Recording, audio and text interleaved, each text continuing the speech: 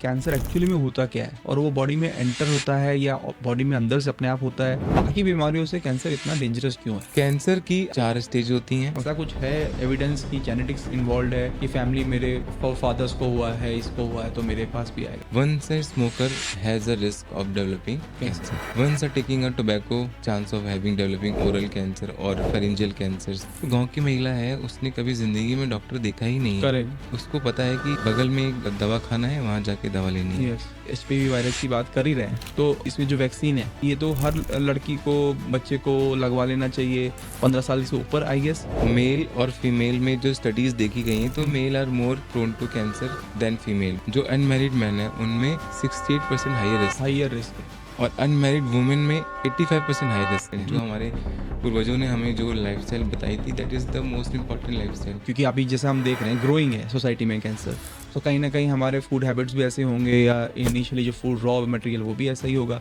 तो वो इंसेक्टिसाइड और पेस्टिसाइड कितना रोल कर रहे हैं ये ग्रोइंग वेव ऑफ कैंसर में? ये बहुत बड़ा मिथ है कि मोबाइल के रेडिएशन से या फिर इससे कैंसर होता है। कैंसर होने से पहले उसके सिम्टम्स क्या होते हैं? तो कई सारे स्टडीज देखी गई कि stress is link to the cancer development, not cancer, कोई भी डिजीजेस के लिए फास्टिंग इज वेरी गुड। तो जितना हो सके आप प्लास्टिक्स, एल्यूमिनियम फॉइल्स में फूड प्रिजर्वेटिव्स है और प्रोसेस्ड फूड है, ये सब जितना हो सके आप मत खाइए। कोई भी कैंसर को जांच करने के लिए पहली बात है कोई ब्लड टेस्ट नहीं है।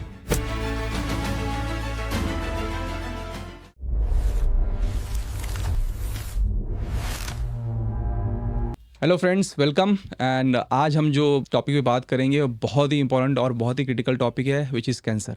और कैंसर का नाम सुनते ही हम लोग सब डर जाते हैं। और कैंसर के डायग्नोसिस के बारे में बहुत सारी मिथ्स भी हैं और आप बहुत ज़रा मटेरियल देखते होंगे रील्स में, और वहाँ काफ़ी डॉक्टर्स अलग अलग डिफरेंट ओपिनियंस रखते हैं। तो आज वो सारी मिथ को मिटाने के लिए और एक बहुत इंपॉर्टेंट पॉडकास्ट की इन्फॉर्मेशन देने के लिए कैंसर के बारे में we have invited a very well known cancer surgeon doctor Shashank Chaudhary, who is in UP, who is in Lucknow, who works in Max. And उनका शायद 15 साल से ज़्यादा का एक्सपीरियंस सिर्फ इसी फील्ड में है और बहुत वेल नोन सर्जन है इंडिया के। और यूपी में स्पेशली लखनऊ में वो मैक्स हॉस्पिटल में काम करते हैं।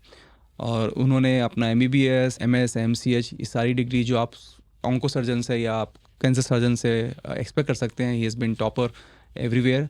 सो आज का जो डिटेल्स मिलेगा वो आपको सबसे क्रेडिबल इन्फॉर्मेशन मिलेगी।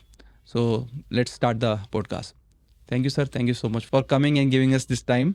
आई want to tell all audience कि हम लोग बहुत लकी हैं, ब्लेस्ड हैं to have you and who has such an experience and who is also young and who can actually हम लोग के जनरेशन से कनेक्ट भी हो सकता है। तो thank you so much for coming and enlightening our audience. Thanks a lot Amit for inviting me in your podcast. And आज जिस भी टॉपिक के बारे में हम लोग बात करेंगे, ये बहुत ही बर्निंग टॉपिक है। राइट। और आज के परिवेश में इसके लिए इस पे प्रकाश डालना और इसके बारे में जानना बहुत इम्पोर्टेंट है हमारे लिए। यस। तो थैंक यू सर। तो सर बेसिकली बहुत मिथ्स हैं कैंसर के बारे में, और उसमें आप देखोगे कि ऑनलाइन भी बहुत सारी चीज़ें चल रही होती हैं जिसका हर एक आदमी के पास अपना एक अलग अलग ट्रीटमेंट होता है। तो इस पॉडकास्ट, इस एपिसोड से हम लोग चाहते हैं कि वो थोड़ी मिथ्स हम लोग ब्रेक कर सकें और जो एक्चुअल नॉलेज है, मेडिकल नॉलेज, वो आम जनता तक पहुंच सके। तो ये हमारा पूरा एक गोल रहेगा इस पॉडकास्ट का। सबसे पहले मैं आपसे ये पूछना चाहूँगा कि कैंसर एक्चुअली में होता क्या है और वो बॉडी में एंटर होता है या बॉडी में अंदर से अपने आप होता है? क्या उसका पूरा मैकेनिज्म थोड़ा सा आप आम जनता के लिए थोड़ी इजी मेडिकल टेक्नोलॉजी में बता पाएँ? कैंसर बॉडी में क्या होता है कि हमारे नॉर्मल सेल्स होते हैं, और अगर नॉर्मल सेल्स नॉर्मली क्या होते हैं कि दे डाई। एक सेल डेथ साइकिल होती है कि नॉर्मल सेल्स जो है वो डाई कर जाते हैं। बट किसी भी नॉर्मल सेल्स में अगर कोई DNA चेंजेस हो जाते हैं, जेनेटिक चेंजेस होते हैं या DNA डैमेज होता है, तो वो जो नॉर्मल सेल्स हैं they convert into cancer cells और they don't die. Okay. The most important thing is फिर वो कैंसर के सेल्स हैं वो डिवाइड करते हैं, they divide and form a mass, small mass से और बड़ा ट्यूमर, एंड देन फिर वो मेटास्टेसिस और बाहर फैलते हैं। ओके। तो कैंसर अगर देखेंगे हमारी बॉडी में कहीं से एंटर नहीं होता है। अच्छा। हमारी बॉडी में नॉर्मल सेल्स होती हैं जिनको किसी ना किसी तरीके से ऐसा, मतलब हम लोगों ने कुछ बाहर से इन्वायरमेंटल रिस्क हो या फिर इनहेरिटेड हो या जेनेटिक हो या फैमिलियल जो कंडीशंस हैं, रिस्क फैक्टर्स है, उसकी वजह से वो normal cells they have converted to cancer cells, और वो कैंसर आपका ट्यूमर में डेवलप कर जाता है बाद में। Okay. A lot of cancer cells बन जाते हैं, वो फिर एक ट्यूमर बनाता है और फिर वो मेटास्टासाइज करता है।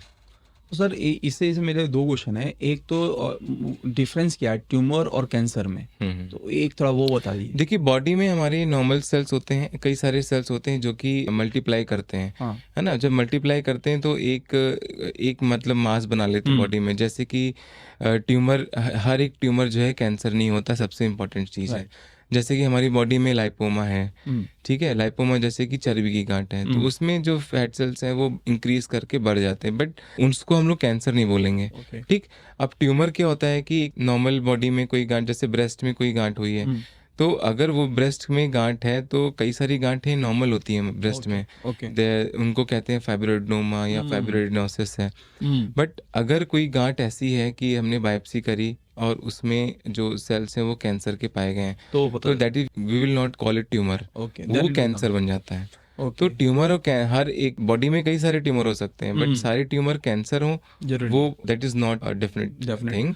और उसको कंफर्म करने के लिए हमें फिर बायोप्सी करके कंफर्म करना पड़ता है कि ये कैंसर है या ट्यूमर है। नाइस। सो मतलब ट्यूमर का मतलब हम हिंदी में बोले तो गांठ जैसे बोलते हैं, कि गांठ बन जाती है, मांस की गांठ। और बॉडी में जो है हमारे नॉर्मली मतलब 70-80% नॉर्मल ट्यूमर्स होते हैं जिनको लोग जो है कैंसर मान लेते हैं। ओके। तो अगर आपको कोई भी गांठ है वगैरह है और उसको अगर आप कंफर्म करना है कैंसर के लिए, तो biopsy is the right, biopsy is the last, is the best and the last. Okay. और उसी में आप जो जैसे आप बोल रहे थे कि कई सेल जो मेटास्टेसिस करते हैं, वो इस वर्ड का क्या मतलब है? देखिए, कैंसर सेल्स अब नॉर्मल सेल्स कैंसर सेल में बदल गए हैं। अब वो कैंसर के सेल्स ने एक मास बना लिया है। अब मास अब बढ़ेगा कैसे? वो क्या करेंगे, कुछ अपने जेनेटिक चेंजेस करेंगे, वो छोटी छोटी ब्लड वेसल्स बनाएंगे, कुछ लिम्फेटिक्स बनते हैं। अच्छा। अब उनको ग्रो करने के लिए कहीं से न कहीं से फीडिंग चाहिए, तो क्या करते हैं कि आसपास के नॉर्मल सेल्स को कन्वर्ट करने लग जाते हैं। वो कन्वर्ट करके वो एक मतलब कि जैसे पाइपलाइन होती है, वो पाइपलाइन जो है उस किसी भी चीज़ को आगे करने के लिए हमें कुछ ना कुछ पाइपलाइन चाहिए, ब्लड चाहिए। अब ब्लड से ही सारा का सारा ग्लूकोज और सब उनको मिलेगा। तो उन्होंने एक नया, इसको बोलते हैं जो एंजियोजेनेसिस होती है। अब वो एंजियोजेनेसिस मतलब होता है कि वो नए वेसल्स फॉर्म करते हैं आसपास। अब वो फिर और वेसल्स बनाते हैं, बड़ी वेसल्स बनाते हैं, और फिर उसके बाद जो है कैंसर थ्रू लिम्फेटिक्स और या ब्लड, मतलब हमारी बॉडी में लिम्फेटिक सिस्टम होता है और एक ब्लड सिस्टम होता है। लिम्फेटिक सिस्टम के बारे में लोगों को पता नहीं होता है, जैसे कि लिम्फ नोड्स होते हैं। लिम्फ नोड्स जो है आपस में लिम्फेटिक सिस्टम से कनेक्टेड होते हैं। हाँ, तो आप वो थोड़ा लिम्फेटिक नोड्स का भी बताइए कि जैसे हम लोग के यहाँ नोड्स होते हैं या ग्लैंड्स होते हैं, वो पूरा सिस्टम। अब जैसे कि कोई भी बॉडी में इन्फेक्शन हो गया, अब मान के चलिए हाथ में इन्फेक्शन हुआ, तो हाथ में दो तरीके के नस जाती हैं, एक ब्लड और एक ब्लड वेसल्स वाली नसें होती हैं और एक लिम्फेटिक्स होती हैं। तो अगर इन्फेक्शन हुआ तो इन्फ्लामेशन हुआ वहाँ पे, वहाँ की सेल्स जो है वो जाती हैं लोकल इन्फ्लामेशन, है ना, वो हमारी बॉडी को हील करना है। अब हील कैसे होगा? अब उसको कैसे ठीक करेंगे? हमारी बॉडी में टी सेल्स होते हैं, बी सेल्स होते हैं, वो ग्रो करने लग जाते हैं, और T cell B cell generally lymph nodes में होते हैं। वो लिम्फ नोड्स, हाँ, दीज आर वाइट ब्लड्स। वो WBC अलग होता है, वो अलग होता है, RBC अलग होता है, WBC अलग होता है। T cell B cell generally lymph nodes में होते हैं, जो कि हमारी बॉडी की इम्यूनिटी को काम करते हैं, हमारा इम्यून सिस्टम कितना स्ट्रांग है वो बताते हैं। अब लिम्फ नोड्स में टी सेल्स इंक्रीज करेंगे, वो जाके उस इन्फेक्शन को मारने लगेंगे और वहाँ पे उसको हीलिंग के प्रोसेस करते हैं। जैसे जिनकी इम्यूनिटी कम होती है तो उनको बाहर से एंटीबायोटिक्स देनी पड़ती हैं या फिर कुछ करना पड़ता है वो हील करने के लिए। This all thing, everything is about immunity, है ना। अब वही एक ट्यूमर वहीं पर इन्फेक्शन हुआ, अब वो इन्फेक्शन बार बार हो रहा है, तो सेल इम्यूनिटी बॉडी की डाउन हो गई। अब वो फिर क्या होता है, वो that may leads to cancer. अब कोई भी chronic inflammation, the most important thing cancer में है वो है क्रोनिक इन्फ्लामेशन। किसी भी तरीके का क्रोनिक इन्फ्लामेशन बॉडी में बहुत लंबे समय से है, तो प्रीडिस्पोज करेगा, वो कैंसर डेवलप कर सकता है। तो सर ये मतलब एक तरीके से मैं बोलूँ कि एक माइंड के मतलब एक ऑर्गन डेवलप हो गया है बॉडी में, who has the understanding also, कि उसको कैसे ग्रो करना है, कैसे मतलब बड़ा होना है, तो वो बाकी जगह से रिसोर्सेज लेने लगता है। तो समहाउ जो आपका सिस्टम खुद बॉडी का है वो आपके अगेंस्ट डेवलप काम करने लगा है। तो एक well mindful organ which is developing, which has a intelligence कि हाँ यार हमको ऐसे बड़ा करके इस बॉडी को डिस्ट्रॉय करना है, तो ऐसा कुछ अंदर सिस्टम डेवलप हो जाता है, तो वही कैंसर में बदल गया। बिल्कुल।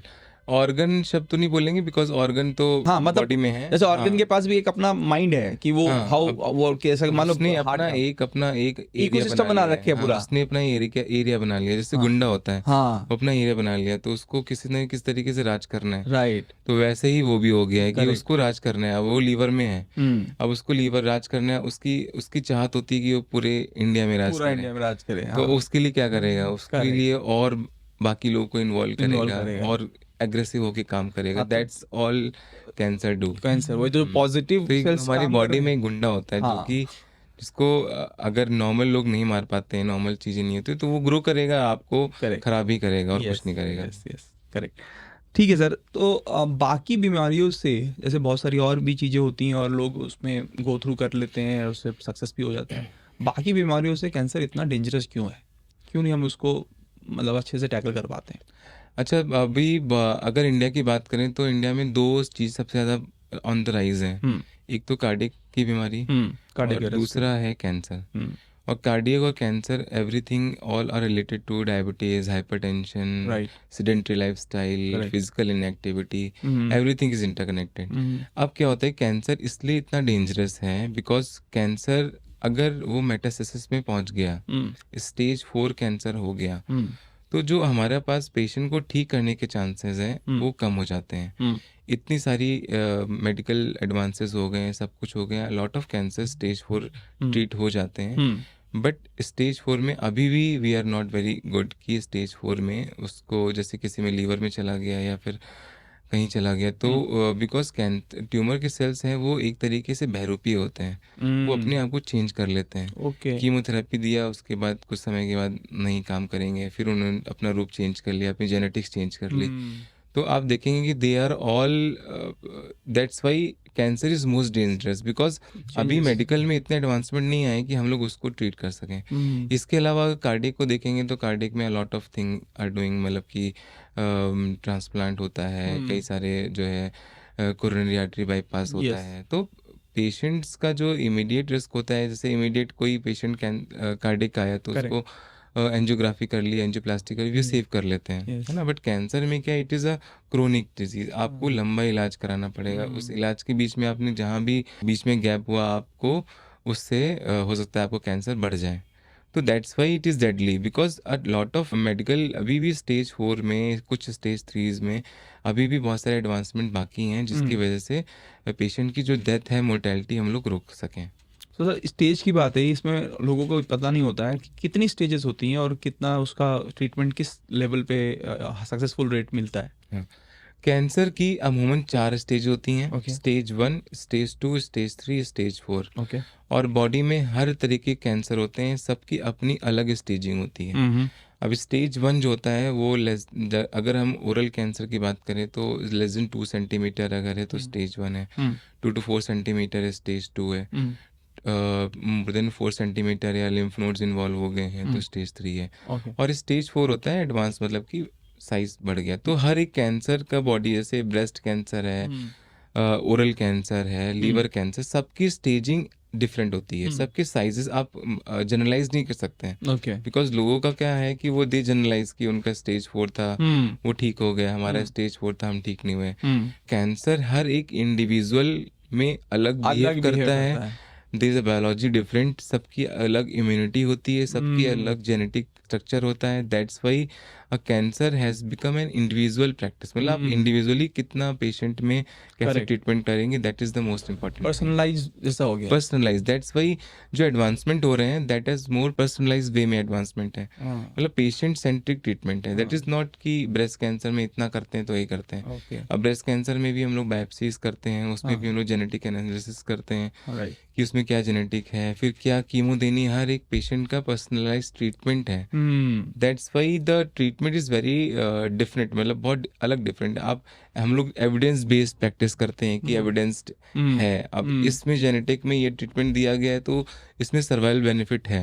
ओके, ये सर्जरी करिए तो सर्वाइवल बेनिफिट है, सर्जरी कौन सी करनी है, क्या रेडिएशन देना है, that's why it is very complex thing. Complex तो मतलब वो सोच समझ के हर का एक we have a tumour board discussion. Tumour board. हाँ, ट्यूमर बोर्ड अच्छा, इनसे we have a medical oncologist, a surgical oncologist, radiation oncologist. We sit in a room, okay, discuss each and every case, case कि what is the best for this patient. Okay, That's why it is not a simple thing कि हम हम्म, लोग बस के ला गए और chemo लगवा लिया, सर्जरी हो गई, तभी ठीक नहीं हुए। फिट फॉर हाँ, ऑल वाला दिस इज सिचुएशन नहीं नॉट, आता। हाँ, ये वो जो सोचते हैं ना लोग बैठ के कि हाँ हमने ये करा लिया होता, वो हम्म, ऐसा नहीं है। Hmm, you have to go for an oncologist, hmm, उनसे डिस्कस करने, आपको एक समझ में नहीं आ रहा आप दूसरे के पास जाइए, करेक्ट, तीसरे, लेकिन जाइए ऑन्कोलॉजिस्ट के पास ही। ओके, सही है। सर इसके नेक्स्ट क्वेश्चन ये भी है कि जैसे आप जेनेटिक्स में आपने बोला, तो ये क्या फैमिली में रन करता है, ऐसा कुछ है एविडेंस कि जेनेटिक्स इन्वॉल्व है, कि फैमिली मेरे फादर्स को हुआ है, इसको हुआ है तो मेरे पास भी आएगा, तो ऐसा जेनेटिक वाला कुछ इशू है, होता है इसमें? कैंसर देखिए 3 रीजंस होते हैं। Hmm, first is environmental reasons, that is okay, acquired. Okay, second is inherited, that is genetic, and third is familial. Okay, ठीक है, अब क्या होता है कि जो मोस्ट कॉमन कैंसर का कॉज होता है 90% दैट इज एक्वायर्ड।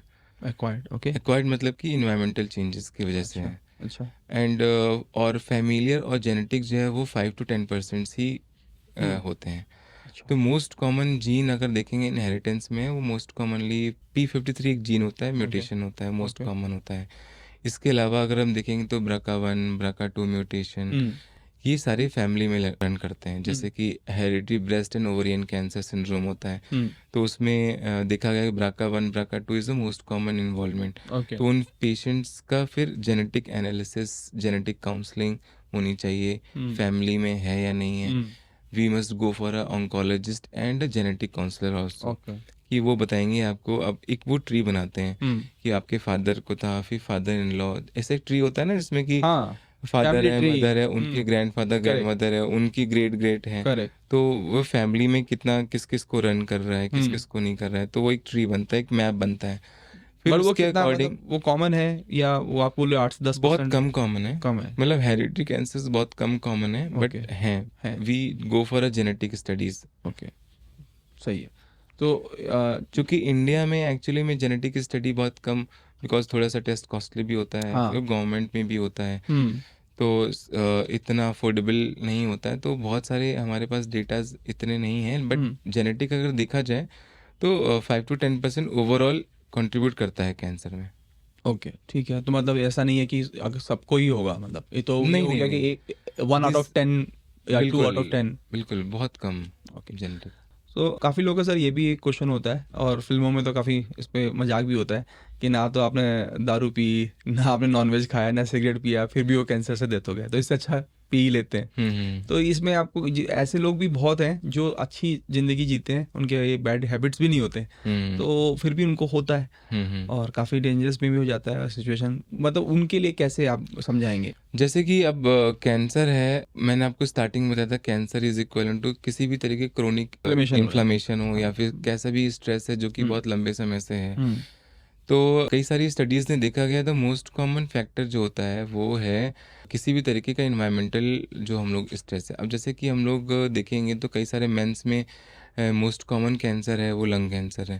तो okay, what is the most common cause? Most common cause tobacco, tobacco, most common cause smoking. Hmm, आप स्मोकिंग कर रहे हैं, किसी भी तरीके की स्मोकिंग कभी भी आपने छोड़ी हुई हो, hmm, once a smoker has a risk of developing cancer, cancer. Okay, once a taking a tobacco chewing, chance of having developing oral cancer और फेरेंजियल कैंसर्स हो सकते हैं हो उनको। सकता है, अब ब्रेस्ट कैंसर पे हम लोग आते हैं। Breast cancer most commonly post menopausal में ज़्यादा होता है। Okay, it is a hormonal dependent cancer, hmm, और इसमें मोस्ट कॉमनली जैसे कि अनकंट्रोल्ड, जैसे ओबेसिटी है, हम्म, वेट है, हम्म, फिजिकल इनएक्टिविटी है, तो हम्म, उसमें क्या होता है कि हमारे जो फैट्स हैं जो है दे बिकम रेसिस्टेंट। ओके, जो अब फैट, अब अगर आपका है वो इंसुलिन, मतलब एक तरीके इंसेंसिटिव हो जाता है। यस, यस, अब वो क्रोनिक इन्फ्लामेशन कराएगा आपके ब्रेस्ट कैंसर, ओके, ब्रेस्ट की जो सेल्स हैं। हम्म, अब वो फिर धीमे धीमे करके एक सेल जो है वो किसी न किसी तरीके से वो कैंसर के रूप में ले यस, लेती है। यस,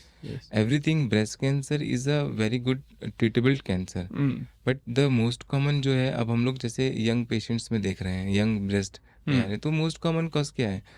अनहेल्दी डाइट्स, ओबेसिटी, जो lack of breast feeding, lack of physical activity and alcohol intake.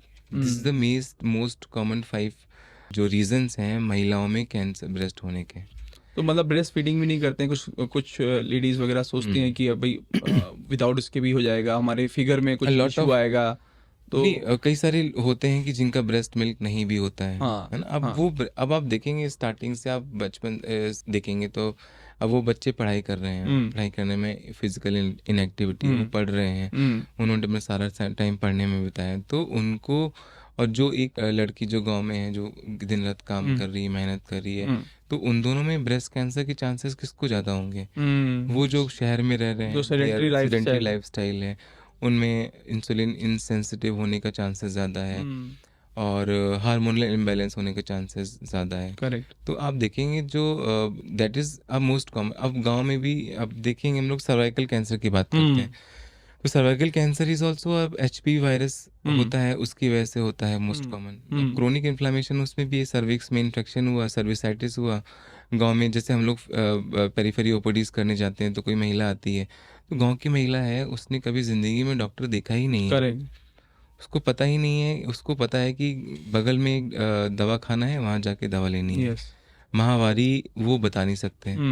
A lot of myth कि आप माहवारी बता नहीं सकते, वो दे आर यूजिंग अनहाइजेनिक जो कपड़े वगैरह यूज करते हैं। अब उससे क्या है, सर्विक्स का इन्फेक्शन हुआ। अब सर्विक्स में इन्फेक्शन हुआ, उसकी वजह से क्या हुआ, अब वो क्रोनिक इन्फेक्शन बहुत समय से है, उसने ध्यान नहीं दिया, they have a unprotected sex also, even though इसके बाद फिर वो HPV वायरस जो है वो आपका फिर वो कैंसर बन जाता है। A lot of patients from rural UP, जो गांव की महिलाएं हैं, उनमें सर्वाइकल कैंसर कॉमन इसी की वजह से है। और उसकी तो अब वैक्सीन भी है। वैक्सीन है, लेकिन कितनों को पता है इसका? अब वैक्सीन स्टार्ट हो गई है। कैंसर को ट्रीटमेंट ज़्यादा इंपॉर्टेंट है, कैंसर अवेयरनेस, प्रिवेंशन। आप कैसे प्रिवेंट कर सकते हैं, कैसे एजुकेट कर सकते हैं लोगों को, because a lot of myth, a lot of, और हम लोग रोज OPD में यही देखते हैं, every patient, each and every patient having a myth with the cancer. Correct. एक तो ये ऐसा रूट लेवल में चला गया है कि we can not control everything, but we can educate them. Yes, ये इस एपिसोड का भी यही है कि आपको सही इन्फॉर्मेशन पहुंचे। We are here for education. Correct. आप डॉक्टर से पूछिए, बट डॉक्टर के पास जाने में डरते हैं लोग, कि वो डरा देंगे, लास्ट स्टेज पे जाता है आदमी। कैंसर के डॉक्टर के पास तो वैसे भी कोई नहीं आना चाहता, बिल्कुल नहीं आना चाहता है। करेक्ट।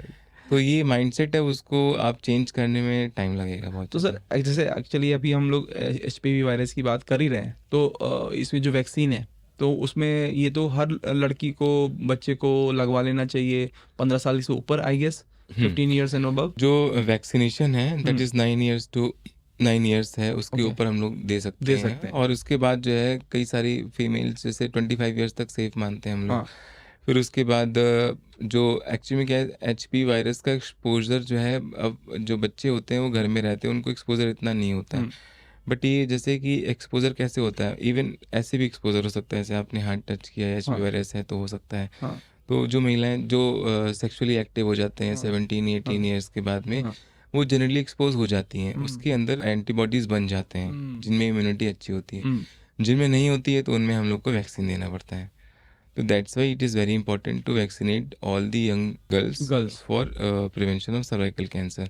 और HPV से केवल सर्वाइकल कैंसर नहीं होता है, बॉडी में कई सारे कैंसर HPV से होते हैं। अच्छा। इवन थ्रोट कैंसर होता है, इसोफेगस कैंसर के भी चांसेस होते हैं। इसके बाद एनल गुदाद्वार का जो कैंसर होता है वो भी होता है। इसके अलावा जो सर्वाइकल कैंसर है, तो कई सारे कैंसर्स जो HPV वायरस से होते हैं। तो and it is a preventable. Prevent कर सकते हैं। लेकिन ये बाहर से एंटर हो रहा है। हाँ, ये वायरस बाहर से मिलता है, एंटर हो रहा है, और वो मोस्टली हमारी इम्यूनिटी मार देती है उसको। ओके। बट जिसमें इम्यून सिस्टम कम होगा वो ग्रो कर सकता है। अब बाहर से हम लोग इम्यूनिटी दे देंगे वैक्सीनेट करके। मतलब ये है कि अगर आपके घर में बेटी है, बहन है, हाँ, शुड गो फॉर वैक्सीनेशन के लिए जाना चाहिए, बिल्कुल। क्योंकि उसमें शायद 2 डोज होती है, बूस्टर 2 डोज होती हैं, 4, मतलब कई सारे स्ट्रेन्स होते हैं, 4 स्ट्रेन्स मेन बेसिकली हम लोग उसको कवर करते हैं। तो उसके अकॉर्डिंग है, गार्डासिल है, कई सारे वैक्सीन। तो आप 4 और 3 महीने या 6 महीने के गैप में लगवा लेना, depending upon the age, depending upon the, क्योंकि जो चीज प्रिवेंट कर सकते हैं उसको तो बिल्कुल करना चाहिए। जिसके पास है वैक्सीनेशन आजकल है, तो फिर इसको क्यों नहीं लगवाना? बिल्कुल वैक्सीनेशन बिल्कुल गवर्नमेंट के गांव में ज़्यादा इसका होना चाहिए प्रचार प्रसार। बट मेनली हम लोग महिलाएं जो है गांव में ज़्यादा they are not aware, okay they don't have mobile. नहीं सर, इवन सिटी में भी मैं बोलूँगा, अभी मैं अपने फ्रेंड से बात करूँगा, किसी को 90% लोगों को अपनी बेटी के बारे में ये नहीं कि उनको वैक्सीनेशन की हाँ, ज़रूरत है कि अभी। लेकिन अब आजकल लोग उन्होंने इतना, अब सरकार उस पर इतना ध्यान दे हाँ रही है, तो दैट्स वाई थोड़ा सा लोग इसके बारे में अवेयर हो रहे हैं मेरे तो बच्चों के बारे मेरे ख्याल में। से तो बेबी चार्ट जो बनता है उस वैक्सीनेशन चार्ट में ही बिल्कुल आ उसमें जाना भी चाहिए इंक्लूड होना चाहिए कि भाई 9 उसमें। साल के ऊपर है तो 9 साल के बाद 10 HPV जैसे दूसरी वैक्सीनेशन हैं बिल्कुल तो बिल्कुल उसमें आ जाना चाहिए। हम्म, मेल और फीमेल में डिफरेंट टाइप ऑफ कैंसर ज़्यादा प्रोमिनेंट है, राइट? सो ह्यूमन बीइंग में अगर मेल है तो उसमें कौन ज़्यादातर कॉमन कैंसर है?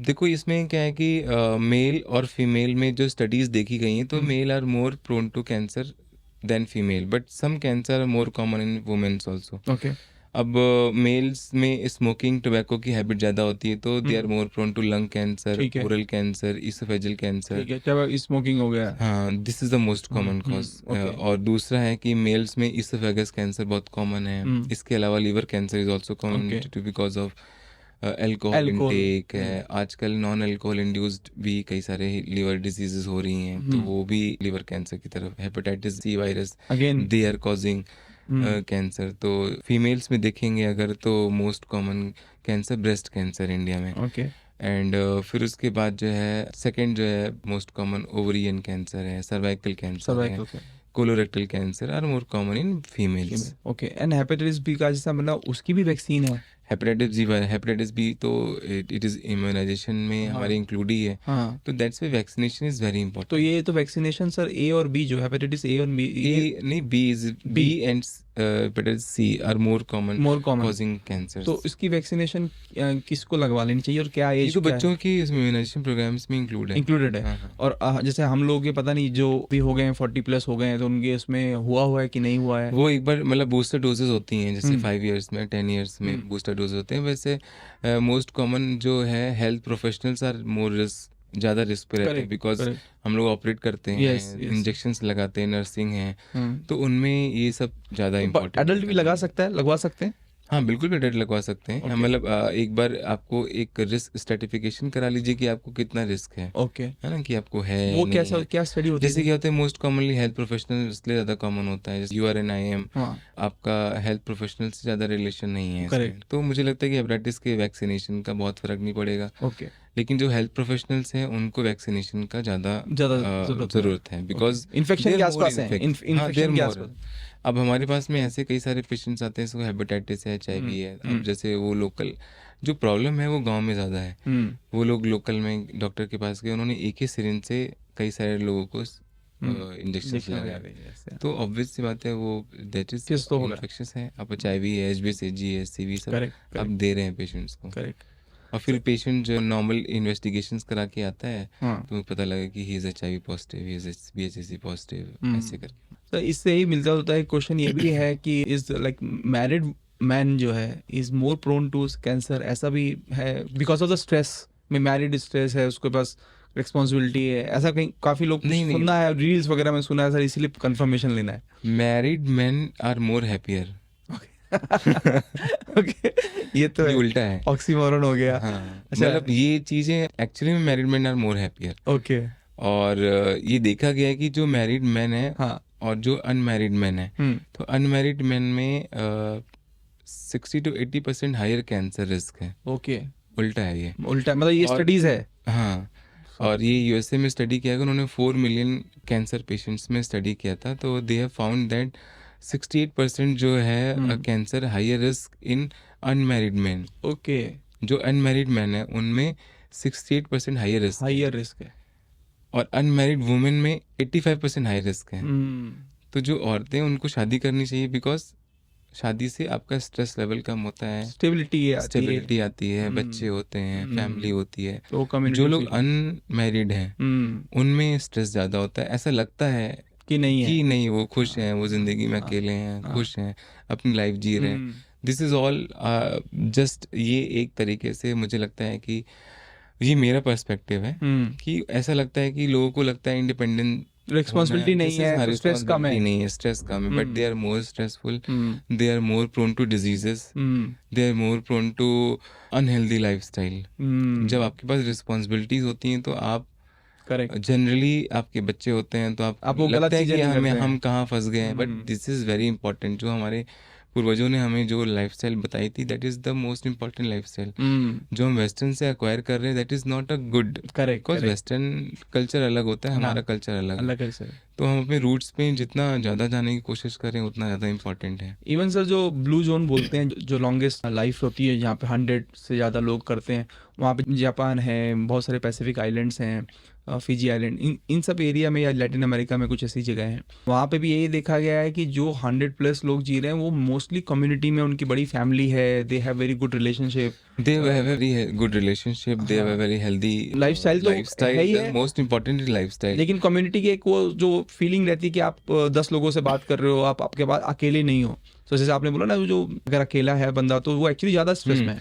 वेस्टर्न कल्चर में ज़्यादा है कि वो लोग ज़्यादा अकेले रहते हैं। हाँ, इंडियंस में अभी भी इतना नहीं है, इतना नहीं है, लेकिन जो अभी अगर सर आप मेट्रो सिटीज देखेंगे तो जो नंबर्स हैं, it is on a rise, rise, but वो बहुत स्मॉल नंबर है ना। अभी भी आप फैमिली प्रेशर है, अभी भी हमारे पेरेंट्स वो जो है हम लोग को सिखाते हैं कि आप जितना शादी टाइम पे करो, है, फैमिली करना है, उसके अलावा रिस्पॉन्सिबिलिटीज हैं। अब क्या हो गया कि पहले के ज़माने में एक आदमी है, उसके ऊपर कंधे पे सारा था।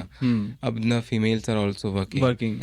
अब महिलाओं में अब ज़्यादा दिक्कत ज़्यादा है, बिकॉज उनको काम भी करना है, घर भी संभालना, उनको घर भी संभालना है। तो जो आज की जो मेल हैं उनको बहुत इंपॉर्टेंट है, तो पार्टिसिपेट करना चाहिए। फीमेल्स की जो उनको साइकोलॉजी है उनको समझना चाहिए।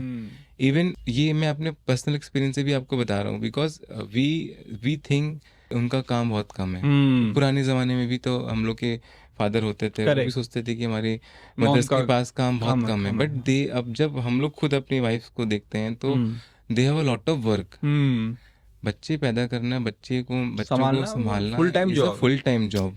यस यस यस, आप अपने बच्चों को किसी नैनी के या किसी के भरोसे फुल टाइम आप नहीं छोड़ सकते हो। हाँ, सही बात है। तो सर ये तो बाकी जो लड़के लोग सुन रहे हैं तो शादी कर लो तुम लोग, कैंसर से बचना है तो। शादी बहुत इम्पोर्टेंट है। हाँ, शादी बहुत इम्पोर्टेंट है, गुड। ये वो लड्डू है जो ना खाए पछता है, जो खाए पछता है वो भी पछता है। तो खा ही लेना चाहिए, ज़्यादा इम्पोर्टेंट है, पछताना कम पड़ेगा। करेक्ट। तो सर एक और भी मिथ है, जिसे मिथ क्या है, अभी तो हम लोग जो लाइफस्टाइल जी रहे हैं और जिस तरह से हमारे वेजिटेबल्स, फ्रूट्स और व्हीट ग्रेन और सारे चावल, ये सब इतने हैवी पेस्टिसाइड से होके गो थ्रू आते हैं, तो सर वो कितना पार्ट है? क्योंकि अभी जैसे हम देख रहे हैं ग्रोइंग है सोसाइटी में कैंसर, तो कहीं ना कहीं हमारे फूड हैबिट्स भी ऐसे होंगे या इनिशियली जो फूड रॉ मटेरियल वो भी ऐसा ही होगा, तो वो इंसेक्टिसाइड और पेस्टिसाइड कितना रोल कर रहे हैं ये ग्रोइंग वेव ऑफ कैंसर में?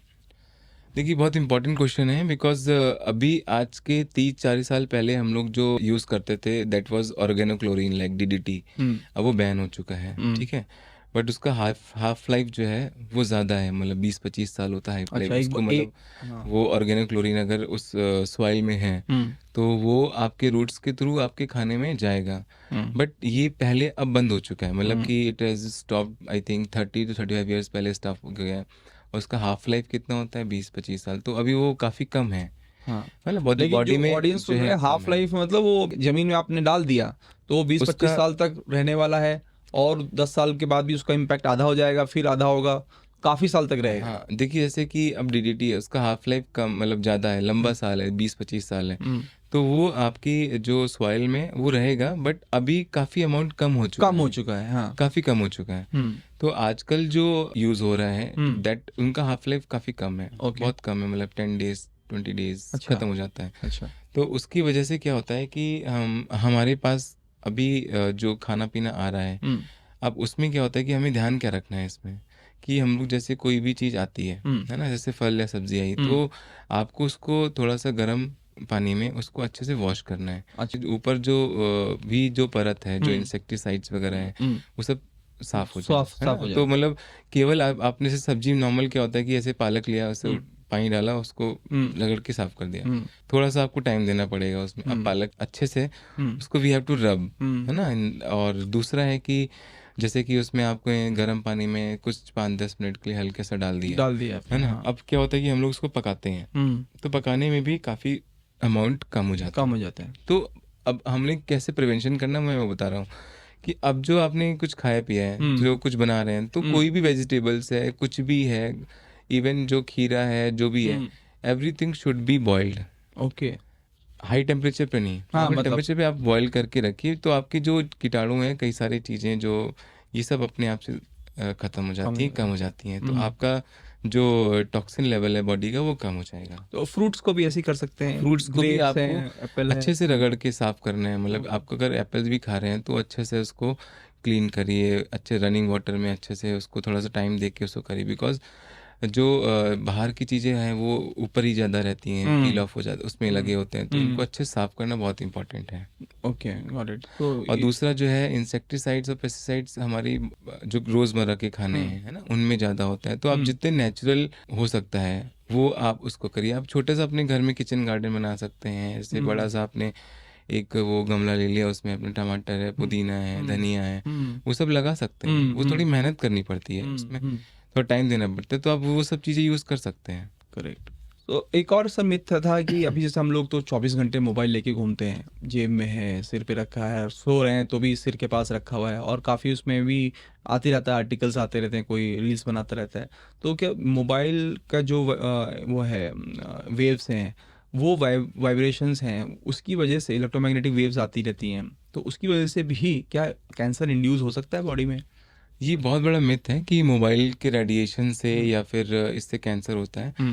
जो रेडिएशन होता है वो that is not very toxic to us, अच्छा। है ना। उसमें जो रेडिएशन यूज़ करते हैं दैट इज़ नॉट कि उससे आपको कैंसर, आपके सेल्स में चेंजेस डैमेज हो हो जाए, सके। डैमेज हो जाए, वैसा नहीं है। अच्छा। जो वाईफाई है, मोबाइल है, हाँ, मोबाइल और एक्सेसिव यूज़ ऑफ मोबाइल आपका साइकोलॉजिकल, आपके दिमाग पे काफ़ी स्ट्रेस और काफ़ी कुछ कर सकता है। ओके। तो not directly but indirectly indirectly waves तो रिलेटेड है। खैर, हाँ, हाँ। इनडायरेक्टली तो मोबाइल है, but directly there is no radiation अच्छा। कमिंग फ्रॉम मोबाइल की जिसकी वजह से आपको कैंसर डेवलप हो बहुत रहा है। लो उसकी पावर होती है रेडिएशंस हाँ, की, दैट जो इज़ कि वेरी इम्पैक्ट नहीं लो। करेगी। हाँ, that is not impacting. Okay, उससे डायरेक्टली से नहीं होगा। तो कैंसर, जैसे कैंसर होने से पहले कैसे उसके सिम्टम्स क्या होते हैं, जिससे कि हम लोग डिटेक्ट कर सकें अर्ली?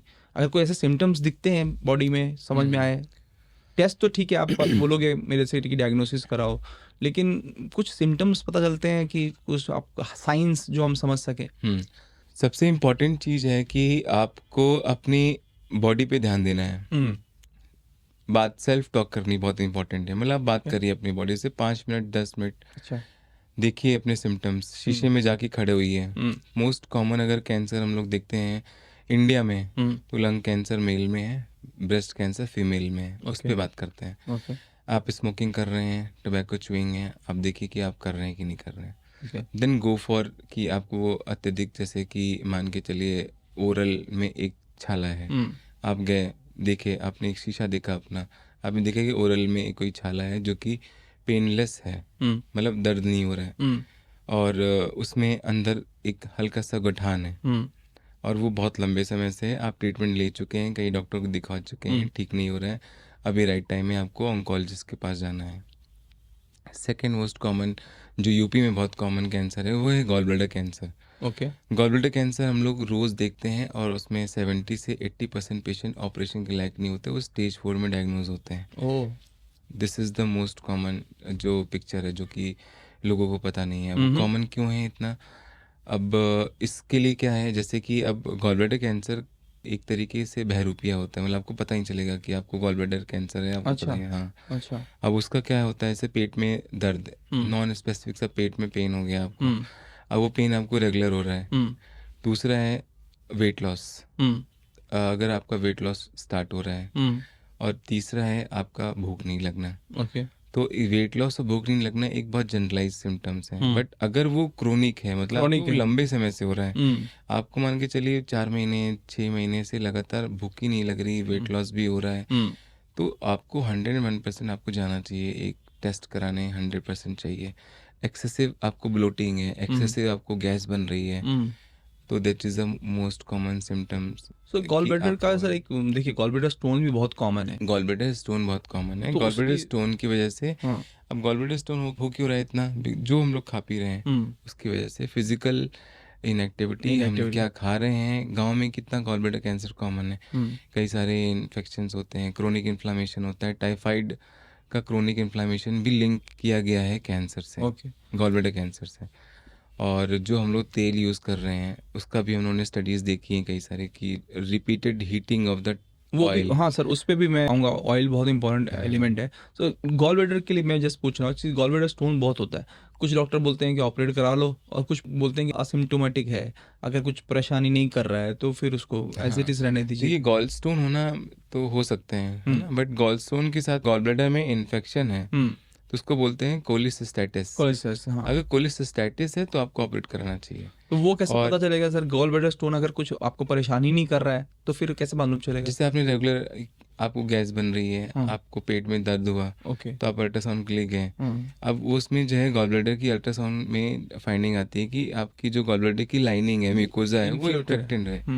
तो वो अल्ट्रासाउंड में बता देंगे मतलब कुछ आपको कि सिम्टम्स तो आएंगे, कोलिसिस्टेटिस है। कुछ सिम्टम्स तो बिल्कुल, आएंगे। अगर आपको ऐसे ही पड़ा हुआ है, गॉल ब्लैडर में स्टोन है, आपको प्रॉब्लम नहीं हो रहा है, तो देयर इज नो अननेसेसरी उसको आपको सर्जरी नहीं करनी है। लेकिन अगर इन्फेक्शन हो चुका है तो आप सर्जरी तब तो करा of सकते, बिकॉज वो रिकरेंट हो सकता है। प्रॉब्लम गॉल ब्लैडर स्टोन से फिर पैंक्रियाटाइटिस भी हो सकता है, करेक्ट, कुछ भी हो सकता है। करेक्ट। सर नेक्स्ट क्वेश्चन जो इंपॉर्टेंट है बहुत, जो हम लोग डेली प्रॉब्लम है वो है ऑयल का, और स्पेशली पाम ऑयल के बारे में जो काफ़ी है, न्यूज़ भी है और काफ़ी रिपोर्ट्स भी हैं। तो सर जैसे हमारे यहाँ ऑलमोस्ट इंडिया में जो 100% मैं तो कहूँगा जो बाहर का खाना बन रहा है वो पाम ऑयल में ही बन रहा है। बिल्कुल। और इवन जो नमकीन, biscuits, everything is in the palm oil, और घर तक रीच तो कर ही गया है किसी ना किसी रूप में। तो सर ये पाम ऑयल स्पेशली कितना डेंजरस है कैंसर पॉइंट ऑफ व्यू से? अगर ऑयल की बात करें तो जैसे कि ऑयल में कई सारे ऑयल्स होते हैं जो कि सेफ होते हैं। हाँ, मतलब सनफ्लावर ऑयल जैसे कि है, सनफ्लावर ऑयल है और मस्टर्ड मस्टर्ड ऑयल ऑयल है, है। These are all safe oil. हाँ।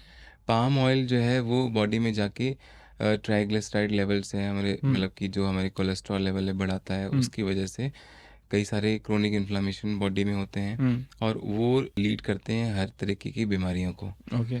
और वो केवल कैंसर ही नहीं, वो हर तरीके की बीमारी को, हार्ट की डिजीजेज हैं, लंग्स के इन्फेक्शंस हैं, लीवर की डिजीजेज हैं, वो सारे के सारे ये अनहेल्दी ऑयल जो हम लोग यूज़ कर रहे हैं, और वो एक बहुत बड़ा कारण है हमारी मतलब हेल्थ खराब होने के हेल्थ लिए। खराब होने में दूसरा पैंडेमिक जैसा आता बन गया है। बिल्कुल पैंडेमिक है ये एक तरीके से। और एक आप देखेंगे जो ऑयल बाहर जो स्ट्रीट में जो they are using ingredients, they are more carcinogenics. Correct, correct. अब जैसे बहुत उसको खट्टा बनाने के लिए, बहुत तीखा बनाने के लिए जो भी इंग्रेडिएंट्स दे आर यूजिंग, जो भी वो फूड वो होता है ना, इनहैंसर्स, फूड इनहेंसर्स यूज़ कर रहे हैं, जो भी टेस्ट एक्स्ट्रा, हाँ, टेस्ट या फिर उसके लुक को अच्छा देने के लिए जो भी कर रहे हैं वो लोग, दीज आर ऑल जो है, these are not good for the body. Once and while ठीक है, लेकिन आपको रेगुलर हैबिट अगर हो आप, रही है। हाँ, जैसे आपने एक महीने में एक बार कर लिया, 2 बार कर लिया, ठीक है, बट आप रेगुलर फूड हैबिट्स बाहर का खा रहे हैं, बाहर का ऐप से डॉक किया और ऑर्डर कर लिया, आप बैठे बैठे आप कर रहे हैं टीवी देखते हुए, दिस इज ऑल थिंग। और ये यही सब तो प्रॉब्लम्स हैं। अगर फिर उसके बाद फिर डॉक्टर से पूछते हैं कि सर हमारे को कैंसर कैसे हो गए तो आपको खुद ही जाके देखना है ना अपनी बॉडी से। आप 5 में 10 में बात तो करिए, आपने क्या गलतियां कर रहे हैं अपनी बॉडी के साथ सिग्नल्स में। जो बॉडी दे रही होगी। अब जो पहले लोग थे वो लोग नॉर्मल काम कर रहे हैं, सब कुछ फिजिकल है, खाना नॉर्मल खा रहे हैं। आप जाके घर में बैठिए, फिर आप जो है बैठिए, देखिए कि क्या प्रॉब्लम्स हैं। अगर हम लोग को कुछ प्रॉब्लम हो रही है बहुत, जैसे कि लैट्रिन में काला खून आ रहा है ना, जैसे जो लैट्रिन है वो काली हो रही है, क्यों हो रही है, क्या रीज़न है काले होने का? तो कहीं ना कहीं हमारे अपर जीआई ट्रैक्ट में अल्सर बना होगा, या फिर कुछ भी ऐसा हो सकता है जो कि रेड ब्लड सेल्स लैट्रिन में घुस मिक्स हो जाते हैं, वो काली लैट्रिन होती है, इसको मलीना बोलते हैं। ओके। और इसके अलावा weight loss, loss of appetite, और एक्सेसिव ब्लोटिंग, ये सब चीज़ें होते हैं। फिर कोई ऐसा ट्यूमर बॉडी में है जो कि बहुत लंबे समय से और बहुत रैपिडली ग्रो कर रहा है, जैसे कि ब्रेस्ट में कोई गांठ है जो कि पेनलेस है। पेनलेस गांठ ज़्यादा खराब होती है इन कंपैरिजन टू पेनफुल गांठ। तो पेनलेस गांठ ब्रेस्ट में तो वो है, तो उसको आप जाके चेक कराइए कि कैंसर है या नहीं है। नेक्स्ट क्वेश्चन जो है वो, जैसे हम बहुत सारे आजकल तो हम लोग की जनरेशन में सब लोग आईटी प्रोफेशनल हैं या कॉर्पोरेट्स में हैं। हम लोग बैठे हुए हैं 8 से 10 घंटा, 12 घंटा, 14 घंटा लोग बैठ के काम कर रहे हैं। तो उसमें उनको कितना ये डर है कैंसर का, स्ट्रेस रिलेटेड है, because this are all stressful jobs, तो उसमें स्ट्रेस भी आ गया और आपके सेडेंटरी लाइफस्टाइल है, आप कुछ और बॉडी के लिए कर नहीं रहे हो, तो बाकी आपकी एम्बिशंस हैं, आपको पैसा कमाना है, आपको बड़ा बनना है, तो बहुत सारे स्ट्रेस हैं, फैमिली स्ट्रेस है, तो स्ट्रेस प्लस आपका जो कॉर्पोरेट कल्चर है वो दोनों मिला के कितना मतलब इम्पैक्ट करता है। देखिए, जो स्ट्रेस होता है, और ये प्रूवन स्टडीज़ में देखा गया है कि स्ट्रेस जैसे कि है, तो वो हमारी बॉडी में कई सारे चेंजेस करता है, हार्मोनल चेंजेस। ओके। स्ट्रेस क्या होता है कि हमारी बॉडी में एक होता है एंड रिसेप्टर्स होते हैं, कैटेकोलामाइन रिसेप्टर्स होते हैं, जो अच्छा। कि वो इंक्रीज करते हैं। ओके। अब कैटेकोलामाइंस क्या होता है, हमारी बॉडी में कोई भी स्ट्रेस आता है, जैसे कि हमें फियर हुआ, तो हमारी बॉडी क्या होती है, रिस्पॉन्स करती है, तैयार डर होती जाती है। है एकदम, कि वो देखती है कि उसमें डर गया है, तो एक हमारे एड्रेनलिन रश होता है, Correct. एपिनेफ्रिन होता है, ये सारे रश होता है। हम्म। अब स्ट्रेस में अगर कॉन्टिन्यूस स्ट्रेस रहेगा बॉडी में, तो वो जो कैटेकोलामाइंस हैं दे बिकम एक्टिवेट, हमेशा आपका बेस लाइन नॉर्मल होता है उससे ज़्यादा ही रहेंगे, ओके। तो वो जाके फिर आपके जेनेटिक चेंजेस स्टार्ट करेंगे। ओके। और वो स्ट्रेस जो है डायरेक्टली आपका किसी न किसी तरीके से, जहाँ भी आपको इन्फ्लामेशन हो रहा है बॉडी में, तो वो जाके उसको उस जगह को और ट्रिगर कर देंगे। ट्रिगर करेंगे। तो कई सारे स्टडीज़ देखी गई कि stress is link to the cancer development. Okay. तो ये जो हमारा जो है, जैसे कि हमारा इम्यून सिस्टम है, स्ट्रेस पेशेंट्स का रहेगा, तो आपके जो टी सेल्स, जो बी सेल्स, जो हमारी बॉडी के रक्षक हैं, तो उनको कम कम करता है। कर देता है। अब आपकी इम्यूनिटी कम होगी तो आपके लड़ने की क्षमता कम हो गई है, किसी भी तरीके की बीमारी, चाहे कैंसर हो, कोई भी हो। तो आपको स्ट्रेस इतना लेना है कि वो हेल्दी कि वो रहे। आपके हेल्दी रहे, आप ग्रो करें, हाँ। आप आगे बढ़ें, that is the most important. अगर लेकिन आपकी बॉडी ही नहीं रहेगी तो आप ग्रो कैसे करेंगे? मतलब कहने का मतलब वो बैलेंस हाँ, लाइफस्टाइल हो गई। खुश रहना बहुत इंपॉर्टेंट। खुश रहिए, balance. Most important thing is happiness. आप कैसा भी स्ट्रेस हो, हैप्पी रहिए, खुश रहिए, उसको, क्योंकि उसका प्रॉब्लम सॉल्व हो गई है। आप रहे ना रहे, काम तो चलते ही रहेगा। Right right. है कि नहीं? ऐसा कहा भी गया है कि आपके रहने या नहीं रहने से काम बंद नहीं होगा किसी का। Correct correct correct. तो मोस्ट इम्पॉर्टेंट थिंग कि आप अपने आप को चेंज आपने करिए, बी हैप्पी, इमोशनली स्टेबल होना बहुत इंपॉर्टेंट है, because all these stress changes hormonal changes करते हैं बॉडी में, हार्मोनल्स फिर आपके जेनेटिक लेवल पे जाके चेंजेस करते हैं, फिर आपको और कैंसर होता है। और यही जो पेशेंट आके पूछता है कि सर हमने कुछ नहीं किया, हमें कैंसर हो गया, फिर मैं वही बताता हूँ, फिर मैं वही आता हूँ कि this all things contribute to body correct. कि have developing cancer in that. अच्छा सर, ये एक जो मान लो इनका ट्रीटमेंट के ऊपर जैसे हम आते हैं, ट्रीटमेंट में कीमोथेरेपी, रेडिएशंस होते हैं, तो सर कितने तरह के ट्रीटमेंट होते हैं, किसको कब लेना चाहिए, उस पर थोड़ा सा आप बताएं। तो कैंसर का जो ट्रीटमेंट होता है वो 3 मोडालिटीज़ एक साथ काम करती हैं। ओके। जो फर्स्ट है सर्जिकल ऑन्कोलॉजिस्ट, अच्छा। Second is medical oncologist, and third is radiation oncologist. Okay. Surgical oncologist they do surgeries, medical oncologist chemotherapy देते हैं, और रेडिएशन जो है वो radiation oncologist they give radiation. तो एक कैंसर को ठीक करने के लिए आप तीनों लोग डॉक्टर से मिलना है। अच्छा। ठीक है, मान के चलिए कोई कैंसर है, अब उसमें पहले सर्जरी करते हैं, फिर कीमो देते हैं या फिर रेडिएशन देते हैं।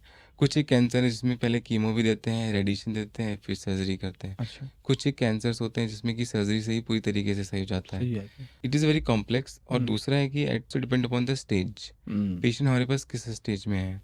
कई सारे पेशेंट स्टेज 1 में उनका सर्वाइवल 90 से 95% होता है। ओके। और वो इन तीनों में से एक मोडालिटी से ठीक हो जाते हैं। सर्जरी कराई आपने, ठीक हो गए, आपको ना एडजुवेंट कीमोथेरेपी देनी है, ना रेडिएशन देना है, ना एक्स्ट्रा स्ट्रेस है, ना आपका पैसा लगना है, ना आप खर्चा ज़्यादा होना है। अगर आप तीनों के पास जाएंगे आपके खर्चे भी ज़्यादा होंगे।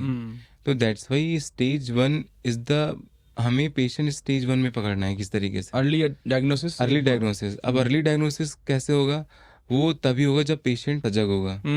अगर उस सजग नहीं है तो आपको स्टेज 1 में मिलना पेशेंट बहुत मुश्किल होता है। तो कोई भी सिम्टम्स आ रहे हैं हम उसको कोई भी अंडर द symptoms कारपेट मत करो भाई। हाँ, अगर आपको सिम्टम्स आ रहे हैं आप जाइए, उसको नजरअंदाज मत करिए। यस, आप जाओ डायग्नोसिस करो। बिल्कुल, आपको फिर आप जो है, अगर आप स्टेज 4 में ट्रीटमेंट कराएंगे तो ऑब्वियस सी बात है कि आप ठीक, बहुत चांसेस कम होंगे, आपको 40-50% चांसेस होंगे कि आप ठीक हो सकते हैं, लेकिन चांसेस बहुत कम है। करेक्ट। 40% वेरी कम डाटा है ना इसमें। Yes yes. आप फिर आप केवल तो गाली देंगे और कुछ नहीं इसके अलावा। क्योंकि स्टेज 1 में आप जब ठीक हो सकते थे तो आपने दिखाया नहीं उसमें, करेक्ट। है ना। तो ये self assessment is very important. That's why we educate. आपको एजुकेशन बहुत इंपॉर्टेंट है कि आपको कब पहचानना है। यस। सो एक रील बहुत वायरल हुई थी और इसमें एक डॉक्टर बात कर रहे थे कि जैसे घर में जो हम लोग बर्तन साफ़ करते हैं, यूटेंसिल साफ़ करते हैं, जो स्पॉन्ज होता है उसमें भी बैक्टीरिया वायरस वगैरह होते हैं और उसको क्या हम बात बार कर रहे हैं? ये भी रील है? ये भी रील है। और काफ़ी इसको हम कई बार यूज़ करते हैं, रखते हैं, फिर यूज़ करते हैं तो उसमें वायरस बैक्टीरिया रहते हैं और वो भी आपको एक लॉन्ग टर्म में पेट की प्रॉब्लम और इस सब चीज़ प्रॉब्लम करते करते वो कैंसर में बन सकता है। तो सर इसका कोई एविडेंस है, ऐसा कुछ चीज़ है, ये क्या मतलब इसका साइंटिफिक बेस है कुछ? देखिए क्या है कि जो हम लोग कैंसर का ट्रीटमेंट कर रहे हैं that is all evidence based practice. इसमें ये नहीं कि आपको रील वायरल करने के लिए आपने कुछ भी बोल दिया तो बस उससे क्या होता है कि एक पैनिक डेवलप होता है, एक Right. मिथ समाज में फैलता है। करेक्ट। अब स्पॉन्जेस जो हैं आज की डेट में हम लोग कब से यूज़ कर रहे हैं? बहुत सालों से यूज़ कर रहे हैं। क्या कोई स्टडी हुई है? दिस नो स्टडी, कोई एविडेंस नहीं है कि इसको स्पॉन्जेस से कोई कैंसर होता है या फिर रिपीटेड स्पॉन्ज चेंज करना चाहिए, ठीक करना चाहिए, उसको गंदा नहीं रखना चाहिए। This is a normal thing. Normal हाँ, बट हाइजीन हाइजीन मेंटेनेंस होता हाँ। है ना। अब जैसे अब यूएसए में है, अब the most common cancer incidence is in China, second most common in USA and third most common is in India. तो अब यूएसए में तो बहुत पूरा क्लीन क्लीन, होता है, हाँ, फुल। चाइना में भी बहुत ध्यान रखते हैं। यस। तो क्या अगर स्पॉन्ज से कैंसर हो रहा है तो कोई ना कोई तो स्टडी होनी चाहिए ना कि स्पॉन्ज से कैंसर। स्पॉन्ज जो है अनक्लीन स्पॉन्ज से आपको इन्फेक्शन होने की चांसेस हो सकते हैं। आप उसको क्लीन रखिए। But this is a very bad कि आप उसको एज अ रील वायरल करने के लिए, लोगों को पैनिक डेवलप करने के लिए आप उसको करें कि स्पॉन्ज से कैंसर हो रहा है या फिर किसी और से। तो आप को इम्पोर्टेंट ये है कि आप उसको क्लीन रखिए बस। और सर ऐसे तो टूथब्रश भी है, हम लोग क्या उसको भी कुछ ऐसा थोड़ी गर्म हाँ, पानी में अलग टूथब्रश से। है, कई सारी चीज़ें हैं जो हम लोग यूज़ करते हैं, कई सारी आजकल तो हम लोग देखते भी नहीं अब तो इतना कि करेक्ट। क्या रील वायरल हो रही है क्या नहीं हो रही, तो करेक्ट। आपसे मुझे पता लगा है। बट नहीं क्या ऐसा है ऐसा भी है। कि दीज आर मिथ जो कि पेशेंट्स के सबकॉन्शियस माइंड में, और वो जाके लोगों को हाँ, हिट करता है। हाँ हिट और करता है। पैनिक इवन सर जैसे आप सोप में अगर आपने उसको लगा दिया, जैसे ही वो बबल्स आते हैं सोप के, वो वायरस बैक्टीरिया को वैसे ही फाड़ देते हैं उनका। हाँ बिल्कुल, वो इन्फेक्ट मतलब एंटी इन्फेक्शन होते हैं, इन्फेक्टेंट्स होते हैं, तो ऑब्वियस सी बात है उसको खत्म कर देते हैं। हाँ तो there is no use, this is a baseless, हाँ, बिल्कुल। There is no. So there is nothing, बस बिल्कुल बिल्कुल सोचना ही नहीं इस बारे में कि आप जो स्पॉन्ज से कैंसर हो रहा है, आप स्पॉन्ज चेंज करिए अगर खराब होता है। उसको बिल्कुल क्लीन रखिए। क्लीन रखिए, क्लीननेस तो आपको हर जगह रखना है, कि रखनी है। स्पॉन्ज थोड़ी ना करना है, वो आपको तो हर बाकी जगह चीज़ करनी है। सर इसी तरह एक बड़ा मिथ है और भाई वायरल होता है कि सिर्फ डाइट को लेके कैंसर सही कर देते हैं। मतलब कुछ लोग फास्ट करके और कुछ फ्रूट जूसेस पी के, और ये बड़ा वायरल हुआ था, नवजोत सिंह सिद्धू का भी वाइफ का भी एक बड़ी कंट्रोवर्सी हुई थी उन्होंने जब ये चीज़ मेंशन करी थी। तो सर आपको क्या लगता है कि सिर्फ डाइट और fasting can cure cancer, is it possible? देखिए बहुत इंपॉर्टेंट क्वेश्चन आपने, अच्छा क्वेश्चन पूछा है, क्योंकि लोगों को ये पता नहीं है कि नवजोत सिंह सिद्धू का जो स्टेज 4 कैंसर था, शी अंडरवेंट सर्जरी ऑल्सो, उनका कीमो भी लगा है, उनको रेडिएशन भी लगा है। बाकायदे टाटा मेमोरियल हॉस्पिटल का एक लेख भी आया था, राइट। लेटर भी था उनका Right. कि she has received all these things. Correct. ठीक है। करेक्ट। अब कीमोथेरेपी, रेडिएशन, आप थेरेपी होने के बाद भी पेशेंट की इम्यूनिटी लो होती है। आप इम्यून इन्हेंसिंग करने के लिए आप वेजिटेबल सूप्स हैं, आप ये सब चीज़ें बिल्कुल कर सकते हैं, और ये हम अपने डेली प्रैक्टिस में कर रहे हैं, और ये आज से नहीं हो रहा है, ये बहुत सालों से हो रहा है। कई सारे oncologist, they for immune boosting they ask the patient to have an Ayurvedic treatment for immune enhancer, not for cancer cure. Okay. Cancer cure जो होता है that is different, and cancer को कंट्रोल करना डिफरेंट होता है। आप कुछ दिनों के लिए कैंसर को अपने डाइट से, अपने फास्टिंग से उसको थोड़ा सा इम्यूनिटी इनहेंस करके कर लिया, but what about the cure? आप कितने लंबे समय तक उस पेशेंट को फॉलो अप कर रहे हैं? आप जो आयुर्वेदिक हॉस्पिटल्स में आजकल जो बहुत सारे चल रहे हैं, आपने कितने पेशेंट्स को ठीक किया? क्या डेटा है आपके पास में? कितना लॉन्ग फॉलो अप है? आप क्या उनको आपने 1 साल में, 2 साल में, 3 साल में, 5 साल में स्टडी किया है? अब आपको एक पेशेंट हमारे पास कल आया, उसको इसोफेगस कैंसर था। इसोफेगस मतलब आहार नली कैंसर होता है।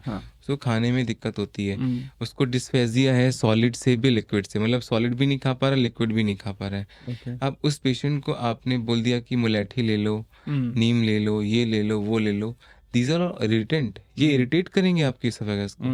वो पेशेंट वही हुआ, उसने 5 दिन का वहाँ का कोर्स किया, 5 दिन में उसने इतने हज़ारों खर्च किए, और उन्होंने जो डाइट दिया, वो जब डाइट ले ही नहीं पा रहा है तो कुछ भी फिर नहीं ले इसके बाद सकता। पेशेंट को बोलो कि जो है आप एलोपैथी डॉक्टर के पास जाके और फिर अपना ये करा लीजिए, तो क्या फ़ायदा है ऐसे? You have an evidence correct. कि आप जा रहे हैं। अगर झाड़ फूक से, पानी पिलाने से या खाली पेट रखने से कैंसर ठीक होने लगता तो शायद हमारे समाज में कैंसर होता ही नहीं, होता ही नहीं। क्योंकि फास्टिंग करना तो हमारे साथ पुरानी कई सारी महिलाएं कर रही हैं, कई सही सारे बात लोग है। बहुत पुराने ज़माने से कर रहे हैं। Preventive fasting is very good, very good. हाँ, फास्टिंग इज़ वेरी गुड, हाँ। That is for preventable, preventive. हाँ, दैट इज़ वेरी इंपॉर्टेंट कि आप किसी भी, नॉट कैंसर, एवरी कोई भी डिजीजेस के लिए Correct. Fasting is very good. कहने का सर ये है कि फास्टिंग हो, आयुर्वेदिक हो, ये सब सपोर्टिंग एलिमेंट में तो अच्छे रहते हैं, और प्रिवेंटिव में तो बहुत ही अच्छे रहते हैं। कि अगर आपकी इवन आयुर्वेदिक में तो बहुत सारी चीज़ें हैं जो प्रिवेंट की जाती हैं, आप अच्छे पद्धति से अगर लाइफस्टाइल करते हो और अच्छी चीज़ें जो भी उसमें जो लिखा हुआ है। हमारा आयुर्वेद है वो बहुत अच्छा है, हाँ, और उसमें कई सारी चीज़ें उन्होंने बहुत अच्छी बताई हैं, करेक्ट। है ना? तो जैसे कि अब फास्टिंग हो गया है, हम लोग सुबह जल्दी खाना, जल्दी उठना, जल्दी उठना, जल्दी जल्दी सोना। सोना, यही सब चीज़ें तो हम लोग भी बता रहे हैं, करेक्ट। वो फॉलो ही तो करना है हमें। हाँ। बट आपको ये भी ध्यान रखना है कि अगर आपको कैंसर डिटेक्ट हो गया है तो आपको भ्रांतियों में नहीं पड़ना है। करेक्ट। क्योर करना है अगर। क्योर, अब किस तरह क्योर करना है, तो आपके पास एविडेंस होने चाहिए हर चीज़ के। करेक्ट। अब क्या है, स्टेज 1 में हम लोग ने एविडेंस देखा है, स्टेज 1 में 90 से 95% पेशेंट ठीक होते हैं। स्टेज 1 है, लेकिन फिर भी 5% 10% पेशेंट स्टेज 1 में जाते भी हैं। करेक्ट। और स्टेज 2 में, स्टेज 3 में वही हाल है कि आपका ग्राफ परसेंटेज वाइज कम होता कम हो रहता है। जाता है। तो आप अर्ली स्टेज में अगर डिटेक्ट करते हैं कैंसर को तो आपको कम खर्चे में करेक्ट। अच्छा इलाज हो जाता है और आप पेशेंट ठीक हो जाता पेशेंट है। ठीक हो। और उसके बाद आपको इम्यूनिटी इन्हेंस करनी है, आप आयुर्वेदिक या कुछ भी कर सकते हैं, या फिर नॉर्मल डाइट ले सकते हैं, Correct. सब वो सब सर दिनचर्या चेंज एक करिए। और इम्पोर्टेंट जो जो आजकल बहुत वाइड स्प्रेड है, जैसे हम लोग जोमेटो, स्विगी इन सबसे ऐप से मंगा लेते हैं और खाना खा लेते हैं, और आपने देखा होगा कि मोस्ट ऑफ देम जो गरम सब्जियां दे रहे हैं, सब कुछ दे रहे हैं, वो काली रंग की प्लास्टिक में आता है। और मैंने कई जगह पे पढ़ा भी और सुना भी और कभी रील्स भी देखी है कि वो जो प्लास्टिक है that comes from a electronic waste. जो इलेक्ट्रॉनिक वेस्ट होते हैं और उसको प्रेस करके और फिर वो प्लास्टिक सस्ती मिलती है। और चूंकि अगर आपने सॉलिड रखा है तो कोई बात नहीं, लेकिन चूंकि गर्म सूप जा रहा है, सब्जी जा रही है, तो उसमें शायद वो लीचिंग हो जाता है, और उसकी वजह से वो, क्योंकि वो इलेक्ट्रॉनिक वेस्ट है, तो उसमें से एलिमेंट जो कैंसर वाले प्लास्टिक आती है। तो सर वो कितना सही है और कितना डेंजरस है वो प्लास्टिक? देखिए क्या है कि कोई भी, जैसे कि अगर हम लोग आजकल जो फूड प्रिजर्वेटिव यूज़ करते हैं, जैसे कि एल्यूमिनियम यूज़ कर रहे हैं, प्लास्टिक यूज़ कर रहे हैं, तो इनका जो है दे चेंजेस द फूड का जो आपका जो है, जैसे फूड का होता है, जैसे आपने नेचर एक है वो। खाना जो है आपने नॉर्मल आया आपकी थाली में, आपने खा लिया। हाँ। एक खाना है जो कि आपने प्रिजर्व करा, उसको फिर बॉईल किया। हाँ। अब खाना पहले ही बन चुका है, हाँ। फिर दोबारा आपने बॉईल किया, हाँ। 2 बार 3 बार आप प्रोसेस्ड कर रहे हैं, तो Correct. यही तो प्रोसेस्ड है फूड। तो वो जाके आपका जो हार्मफुल केमिकल्स हैं वो बन जाते हैं बॉडी में, दैट मे लीड टू आपको कैंसर, है ना। और दूसरा ये जो प्लास्टिक्स होते हैं, these are all having micro plastic, बहुत माइक्रो जो है चीज़ें होती हैं जो हम लोग इंजेस्ट करते हैं, जो बॉडी में रह जाते हैं या इनहेल कर लेते हैं, लंग्स में रह जाते हैं। तो these are causing a chronic inflammation किसी भी तरीके से हमारी बॉडी में। अगर हमारा इम्यून सेंस जो है अच्छा नहीं है तो वो आपका जाके कैंसर कॉज कर सकता है।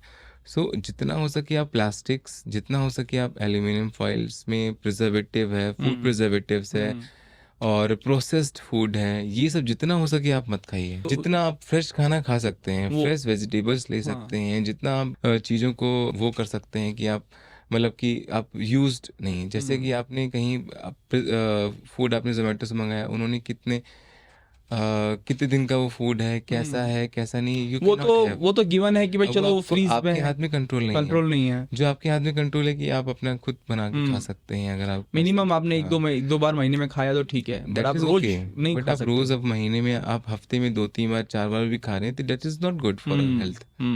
तो सर और जो मदर्स जो है ना, ये एल्यूमिनियम फॉइल में बच्चों को सैंडविच, पराठा सब करके देती हैं, so is it also dangerous? बिल्कुल, जो हम लोग को एल्यूमिनियम फॉइल यूज़ करना बिल्कुल कम करना चाहिए, और अगर हो सके तो ना यूज़ करें, पेपर यूज़ कर लीजिए। पेपर यूज़ करिए, पेपर यूज़, आजकल पेपर नैपकिन्स भी आते हैं, वो भी यूज़ कर सकते हैं आप। और जितना हो सके प्लास्टिक का यूज़ कम करना चाहिए, बिकॉज प्लास्टिक कैंसर कॉज करती है। ये एक तरीके का एसोसिएशन है, मत प्रूवन कार्सिनोजन है वो अभी तक नहीं है, बट स्टडीज़ में देखा गया they are associated with high cancer risk, है ना। एसोसिएशन होता है, एक प्रूवन रिस्क होता है, करेक्ट। तो that is associated with high cancer risk. Okay. But plastic से आपके कई सारी प्रॉब्लम्स और होती हैं, दैट्स वाई प्लास्टिक यूज़ को कम करना है। स्टील है, ये सब यूज़ करिए, या फिर बर्तन जो नॉर्मल हमारे घर में यूज़ कर रहे हैं, प्लास्टिक के बर्तन यूज़ कम करिए। यूटेंसिल जो पहले हम लोग तांबे के बर्तन यूज़ करते थे, अगर हो सके तो उनको चेंज करिए। जो फ्रिज में बॉटल्स हैं वो कांच की यूज़ करिए। घर में अगर छोटे बच्चे हैं तो आप हो सकता है उसको एल्यूमिनियम वाले जो वो आते हैं यूटेंसिल्स आते हैं, वो जो बॉटल्स आती हैं, या फिर आजकल मार्केट में जो बर्तन आते हैं, नहीं आजकल जो तो मिट्टी के बर्तन भी आते हैं, अंदर वो भी से आप ग्लास यूज़ कर ऊपर सकते प्लास्टिक हैं। है तो वो सेफ भी तो रहता हाँ, यूज़ कर सकते हैं आप। कई सारी चीज़ें हैं जो आप अवॉइड कर सकते हैं डे टू डे लाइफ में। फ्रिज में बहुत प्रिजर्वेटिव, बहुत सारा खाना है आप फ्रिज में एकदम रख देते हैं, फिर इसको यूज़ करते हैं, फिर वो बॉयल करते हैं। दैट इज़ द वो आपको अवॉइड करना है किसी भी तरीके से। तो आप फ्रेश खाना खाइए और हेल्दी रहिए, एक्टिविटी, फिजिकल एक्टिविटी करिए, एटलीस्ट 300 मिनट्स पर वीक और 30 minutes per day 50 minutes, 20 minutes, 30 minutes walk पे चले जाइए, कुछ करिए। ये बहुत इंपॉर्टेंट है। कोशिश करें खाना जल्दी खा लें। जस्ट बस प्रॉब्लम है कि आजकल डे टू डे लाइफ में मुश्किल हो गया थोड़ा सा कि आप वर्क से 8 बजे आ रहे हैं घर से, घर में लाइफ ऐसी हो गई है, काम ऐसा हो गया कि आप थोड़ा अर्ली नहीं खा सकते हैं, तो थोड़ा कम खाइए, है ना। कम खाइए, खाने और सोने में के बीच में 1 घंटे 2 घंटे का गैप कर लीजिए। तो आप अपने आप को थोड़ा सजग रखिए, तो कई सारी प्रॉब्लम से आपकी अपने आप सॉल्व हो जाएंगे। So now coming to sir topic, जैसे कि आप सर्जरीज बहुत तरीके की हैं कैंसर सर्जरी में, और रोबोटिक एक अपकमिंग है और एआई भी है उसके साथ। तो सर रोबोटिक सर्जरी के बारे में थोड़ा बताइए कि कितना एडवांस है उसका, क्योंकि वो महंगी भी हो जाती है जब हम सर्जरी कराते हैं। तो कस्टमर भी सोचता है या पेशेंट सोचता है कि मुझे जाना चाहिए कि नहीं जाना चाहिए, तो उसके बारे में क्या है, उसके प्रोज एंड कॉन्स हैं, कराना है कि नहीं चाहिए, वो थोड़ा। देखिए, रोबोटिक सर्जरी एक तरीके से ये बहुत बड़ा मिथ है कि रोबोट सर्जरी करता है। सर्जरी डॉक्टर करता है, बट उसका जो कंट्रोल है पूरा का पूरा डॉक्टर के पास में होता है। अच्छा। हमारे हैंड्स में उसका पूरा कंट्रोल होता है। वी आर सिटिंग देयर, हम बैठते हैं, जितना लंबा चलता है उस टाइम पे वो हम ही कर रहे होते हैं, और जैसे हम लोग वहाँ से हटेंगे वो बंद हो जाएगा। ओके। तो दिस इज़ अ मिथ कि रोबोटिक में रोबोट सर्जरी कर रहा है। दूसरा, जो रोबोट की जो सबसे इम्पोर्टेंट फ़ायदे होते हैं वो होते हैं कि आपको मैग्नीफिकेशन 10x हो गया है। अब आप सोचिए कि आप किसी कैंसर के ट्यूमर को आप सर्जरी करने जा रहे हैं, तो अगर आपको कोई चीज़ जो अब नंगी आंखों से हम लोग को ऐसे दिख रहा है, नेकेड आई से आपको इतना दिख रहा है, अगर आपको 10 टाइम्स आपको दिख रहा है, तो आपको प्रिसिजन से आप कर सकते और आपका जो ब्लीडिंग के चांसेस हैं, और जो आपका जो ट्यूमर डिसेक्शन है, जो प्लेन बनेगा, वो 100% बेटर होगा आपके ओपन से या लेप्रोस्कोपिक से, बिकॉज 10x मैग्नीफिकेशन आपको मिलता है। दूसरा है जो रोबोटिक सर्जरी में जो रोबोटिक आर्म्स होती हैं, मतलब उनकी, जैसे कि लेप्रोस्कोपिक में आर्म्स होते हैं, वैसे रोबोटिक में भी आर्म्स होते हैं। तो रोबोटिक आर्म्स के जो आगे के जो प्रॉन्ग्स होते हैं, उनके जो मूवमेंट्स होते हैं, 360 डिग्री। ओके। तो अब आपको कोई भी चीज़ ऐसे कहीं से ब्लीडिंग हो रही, तो आपको ऊपर हो रही, तो आपने ऊपर ऐसे पकड़ लिया और जला दिया, जो कि लेप्रोस्कोपी से इतना मुश्किल होता जल्दी था। नहीं हो सकता। तो उसमें मोशन का 7 डिग्री मूवमेंट ऑफ फ्रीडम होता है। तो दैट्स वाई आप देखिएगा तो रोबोटिक में जो है चांसेस ऑफ जो आउटकम है पेशेंट का, वो बेटर होता है in comparison to normal laparoscopic और ओपन सर्जरीज। और अब जो सबसे इम्पॉर्टेंट चीज़ है कि we have to decide whether we should, doctor will decide whether we should go for a robotic surgery in this case और नॉट। ठीक है, बिकॉज क्या है कि द मेन एम हमारा क्या होता है कि कैंसर को पूरी तरीके से निकालना। ठीक, अगर कोई ऐसा बड़ा सा ट्यूमर है, ज़्यादा बर्डन है, अब उसमें आप रोबोटिक सर्जरी नहीं कर सकते। उसमें आपको ओपन सर्जरी करनी है। कोई ऐसा स्मॉल ट्यूमर है, कोई मिनिमली इन्वेजिव या छोटे से चीरे से आपका निकल सकता है, जिससे आपका पोस्ट ऑपरेटिव जो आउटकम है वो अच्छा हो सकता है। आपको बड़ा चीरा नहीं लगेगा, आपकी ब्लीडिंग कम होगी, आप जल्दी घर चले जाएंगे, आपके खर्चे कम हो जाएंगे। तो आपको बेशक वही वाली पद्धति जानी चाहिए। तो अगर हम बॉडी में देखेंगे तो जहाँ रोबोटिक सर्जरी का बहुत अच्छा काम होता है, जैसे कि थोरैसिक सर्जरी। अब थोरैक्स में कोई भी गांठ है, या फिर इसोफेगस में कैंसर है, या कोई भी ऐसा लंग कैंसर हो गया तो उसको आप रोबोटिकली करेंगे तो उसका जो आउटकम होगा बहुत अच्छा होगा। इसके अलावा जो पेल्विस है, पेल्विस मतलब हमारा ये अम्बिलिकस के नीचे का पोर्शन, उसमें क्या होता है कि वहाँ पे आर्म्स जो है आपस में टकराते हैं, वहाँ पे हमारे आंखों से कोई भी ट्यूमर को देखना थोड़ा मुश्किल हो जाता है, लैप्रोस्कोपी में कोई भी ट्यूमर देखना मुश्किल होता है। तो रोबोटिक में वहाँ जाके आप इजीली आप वहाँ ऐसा लगता है कि Penetrate कर रोबोटिक सकते अगर हो। आप देखेंगे ऐसा कैमरे में लगता है कि आप वी आर सिटिंग देयर, ओह आप बैठ के वहाँ कैंसर्स को निकाल रहे हैं, वाह कि ऐसा टेक्नोलॉजी है। टेक्नोलॉजी। तो दैट्स वाई ये जो है इन सब चीज़ों में काफ़ी, पेल्विक सर्जरीज में, थोरेसिक सर्जरीज में। दूसरा एक होता है जैसे थायराइड सर्जरी, आजकल कई सारी यंग फीमेल्स होती है जिनको स्कारलेस सर्जरी चाहिए, मतलब उनको स्कार नहीं चाहिए थायराइड, बिकॉज दिखता है। दिखता है हाँ। तो कई सारे ऐसे होते हैं रोबोटिक सर्जरी करके हम लोग मतलब पोर्ट जो है अंडर आर्म से जाते हैं, तो उससे जो है हम लोग थायराइड को यहाँ से निकाल देते हैं। तो उससे क्या है कि पेशेंट को स्कार दिखता ही नहीं दिखता है। नहीं है, तो आप स्कारलेस सर्जरी कर सकते हैं। तो दिस इज कॉस्मेटिक पार्ट भी आ गया उसमें। कॉस्मेटिक पार्ट भी है। तो कई सारी फीमेल्स होती है जिनको चाहिए कि हमें फैंटास्टिक सर हमारा जो है ना दिखे, नाइस। तो that's we have to choose. अगर बहुत बड़ा थायराइड का मास है तो we don't do robotic surgery in that, तो उसमें डिफिकल्ट होता है। Right we have to choose, we have to see the patient whether he can go for surgery और नॉट। और एज का कोई फैक्टर नहीं होता है। हम लोगों ने 75 ईयर मेल फीमेल्स में भी रोबोटिक की है, ओके यंग में भी की है, कोई बहुत ज़्यादा एक्स्ट्रा कोई प्रॉब्लम नहीं होती है। और अगर कॉस्ट वाइज आप देखते हैं तो कॉस्ट वाइज थोड़ा सा रोबोटिक कॉस्टलियर होता है, और अगर मार्केट में और रोबोट्स आएंगे और चीज़ें होंगी तो शायद वो कॉस्ट और कम हो जाएगा, बट ओवरऑल स्टे कम हो जाता है, इसलिए कॉस्ट भी कम हो जाता है एक तरीके से। आपका रिकवरी आप टाइम ओपन सर्जरी कम करेंगे हो आप जाता तो है। उसमें आपको कई सारे एंटीबायोटिक्स देनी है, ड्रेसिंग होनी है, कई सारी चीज़ें होनी है। रोबोटिक सर्जरी में आपकी ड्रेसिंग नहीं होनी है, आपको नॉर्मल स्टिचेस, छोटे छोटे छेद बनेंगे 8 mm के 4, उन्हीं को ड्रेसिंग करना है। तो एक तरीके से थोड़ा थोड़ा बैलेंस हो जाता है एक तरीके से। Awesome great sir. मुझे लगता है बहुत सारी चीज़ें इंपॉर्टेंट हम लोगों ने आज डिस्कस करी है, और स्पेशली जो मिथ है कैंसर से रिलेटेड, जो रील्स वगैरह में non medical people doctors discuss कर रहे हैं और बहुत सारा वायरल हो रहा है, तो उसके आंसर्स लोगों को मिले होंगे। मैं तो यही बोलूँगा कि जब भी आप ये इस पे डिस्कशन हो और सुने, किसी की भी बात सुने पब्लिक, वो डॉक्टर हो, क्रेडिबल डॉक्टर हो। Just to give you in context also, China में आपका health care influencers, finance influencer और कोई अगर डिफरेंट डोमेन में लाइफ इंश्योरेंस, इन तीनों को बैन कर दिया है।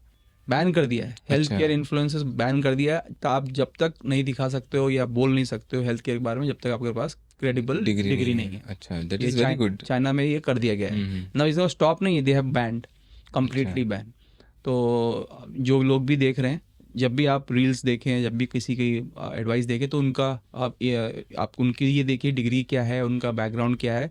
इवन इंडियन गवर्नमेंट ने भी ये मैंडेटरी किया हुआ है, अगर आप हेल्थ के बारे में बात करते हो तो आप अपनी डिटेल्स उसके ऊपर लिखोगे। मतलब अभी तक डिग्री ऐसा कि नहीं है कि क्योंकि चाइना हो या यूएस हो, वहाँ पे allopathy becomes the major thing, तो वो डिग्री लेकर आ जाता है। यहाँ पे अगर आयुर्वेदिक है, BHMS है, वो भी वहाँ वो सब भी ठीक है क्योंकि they are recognize medical ways. But अगर आप हेल्थ केयर के किसी के बारे में सुन रहे हो तो उनका बैकग्राउंड अभी उनको हेल्थ केयर इन्फ्लुएंसर्स को लिखना मैंडेटरी है। ये गवर्नमेंट ऑफ इंडिया ने भी कर दिया है, उनको बताना तो जरूरी है। तो अगर उसके बिना भी कोई लोग बोल रहे हैं तो प्लीज उन सब की बातें मत सुनिए, अदरवाइज आप लोग बहुत कंफ्यूज जाएंगे और डर जाएंगे। लॉट ऑफ मिथ, बहुत सारे मिथ फैल जाते हैं। राइट, तो फैक्ट चेक करना बहुत मुश्किल है। तो फैक्ट चेक करिए और जरूर अपना ध्यान रखिए और डॉक्टर से ही बात करिए अपनी हेल्थ के बारे में।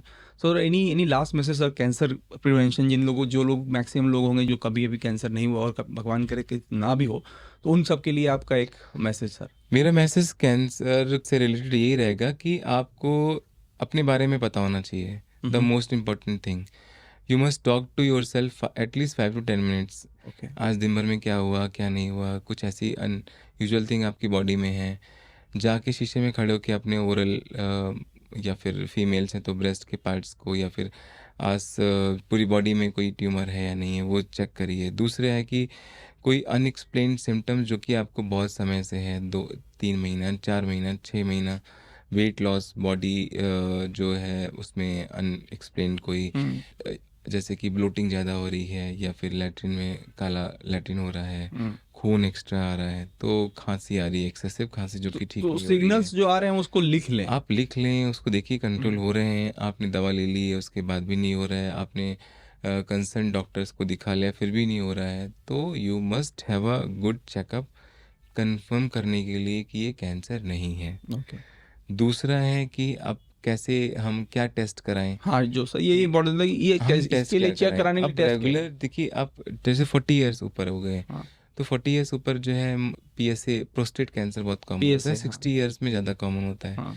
बट यंग पेशेंट्स भी ज़्यादा आते हैं अभी आजकल। तो अब कोई भी कैंसर को जांच करने के लिए पहली बात है कोई ब्लड टेस्ट नहीं है कि आपको कैंसर जांच हो जाएगी, ओके। ठीक है। आप रूटीन अगर चेकअप कराना चाहते हैं तो 40 इयर्स के बाद में मेल्स में अगर हाई रिस्क है, पेट में कब्ज़ रहती है, तो आप साल में एक बार कोलोनोस्कोपी करा सकते हैं।